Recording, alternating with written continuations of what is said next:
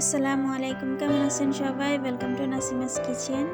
এই শীতের খুবই মজাদার পাটিসাপটা পিঠা বানাবো আজকে। তো পিঠা বানানোর জন্য প্রথমে বানাবো খিরসা। খিরসার জন্য আমি 2 কেজি গরুর দুধ চুলায় জাল হওয়ার জন্য বসিয়ে দিয়েছি। তো দুধটা জাল হতে থাকবে, এদিকে আমি রুটির জন্য একটা ব্যাটার তৈরি করে নিব। নিয়ে নিব 2 কাপ পরিমাণে চালের গুঁড়া। 2 কাপ চালের গুঁড়ার সঙ্গে দিয়ে দেব 1 কাপ ময়দা। এখানে আটাটাও দিতে পারেন। দিয়ে দিব 2 টেবিল চামচ চিনি,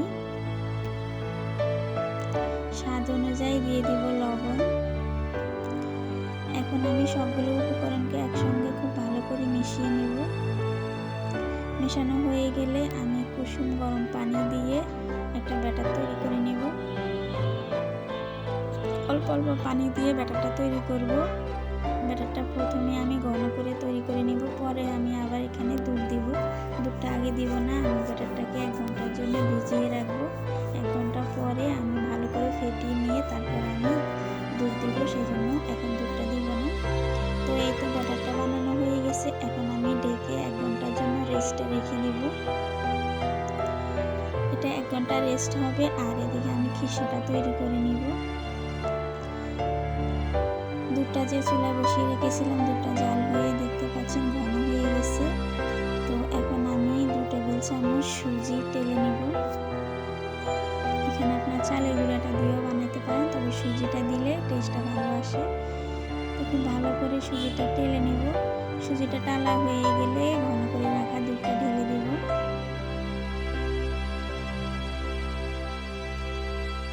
পৌনে 1 কাপ দিয়ে দিব চিনি। মিষ্টি আপনারা কম বেশি করে নেবেন। স্বাদ অনুযায়ী কিছুটা লবণ দিয়েছি। এখন আমি নেড়ে চেড়ে খিরসাটা বানিয়ে নেব।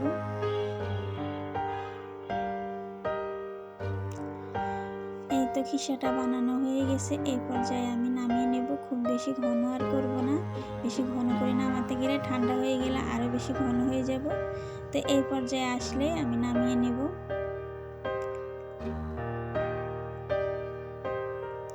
এখন আমি যে ব্যাটারটা ভিজিয়ে রেখেছিলাম সেই ব্যাটারটাকে আমি খুব ভালো করে প্রথমে ফেটিয়ে নেব।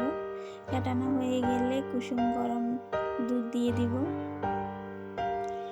দুধটা দিয়ে খুব ভালো করে আবারও মিশিয়ে নেব।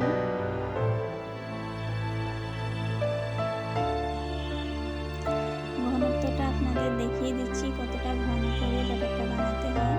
খুব বেশি ঘন না, আবার একেবারে পাতলা না। দেখে বুঝতে পারছেন যে কতটা পাতলা বা ঘন করে আমি ব্যাটারটা বানিয়ে নিয়েছি।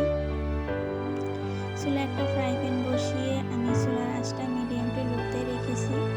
রেখে এখন তাওয়াতে আমি তেল ব্রাশ করে দিতেছি। তো 1 চামচ ব্যাটার দিয়ে দিয়েছি। দিয়ে এখন আমি একটা রুটি বানিয়ে নিয়েছি। আমার ফ্রাই প্যানটা বেশ বড়, সেজন্য পুরো ফ্রাই প্যানে বানিয়ে না, এক সাইডে বানিয়ে নিয়েছি। এখন একটু ঢেকে দিব। তো 1 মিনিট ঢেকে দিয়েছি। 1 মিনিট পরে ঢাকনাটা তুলে নিয়েছি। দেখিয়ে বুঝতে পারছেন রুটিটা একেবারে ভালো মতো হয়ে গেছে। তো এখন আমি 1 চামচ দিয়ে দেব খিরসা। খিরসা দিয়ে একটু লম্বা আকারে দিয়ে নেব। তারপরে এখন আমি পাটিসাপটা শেপে এটাকে রোল করে নেব।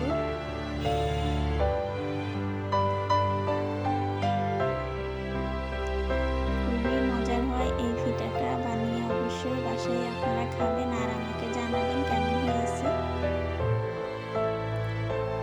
তো এই তো আমার পিঠাটা বানানো হয়ে গেছে। এখন আমি তুলে নেব।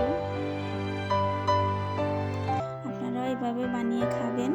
শীতে এরকম পাটিসাপটা পিঠা বানিয়ে সবাইকে খাওয়াবেন আর আমাকে জানাবেন কেমন হয়েছে। ভিডিওটা ভালো লাগলে অবশ্যই একটা লাইক কমেন্ট শেয়ার করে দিবেন। আর যারা আমার চ্যানেলটি এখনো সাবস্ক্রাইব করেননি, আমার চ্যানেলটি সাবস্ক্রাইব করে দিবেন। আল্লাহ হাফেজ।